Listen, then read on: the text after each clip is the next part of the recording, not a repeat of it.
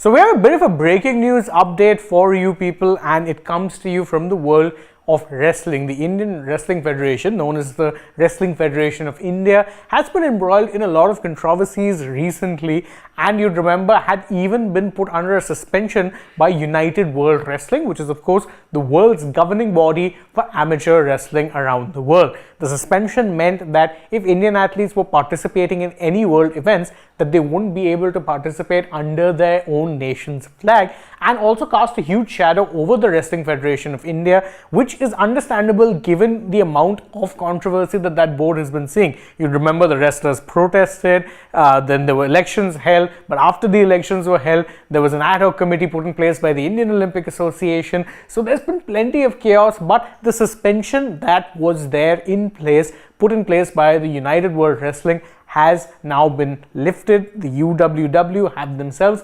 confirmed this lifting of the suspension on their social media accounts, and that's a huge boost really if you're an Indian wrestler, because it means that you are now going to be able to freely participate in any world event, but also more importantly be able to compete under your flag, which means that you are not going to be competing under a neutral flag or no flag, which is something of an issue. Of course, it's a prestige thing. You want to be competing. If you're competing for your nation, you're competing for your nation's flag. So that's the important thing. Of course, what it also does is show that at least UWW are satisfied that there is some sort of let's say truce or something similar forming when it comes to the matters of the Wrestling Federation of India. In fact, if you remember the Wrestling Federation of India and the ad hoc committee that was put in place, there was so much of a back and forth that there were in fact simultaneous national events being held, some by the suspended Wrestling Federation of India and some by the ad hoc committee that is claiming or is saying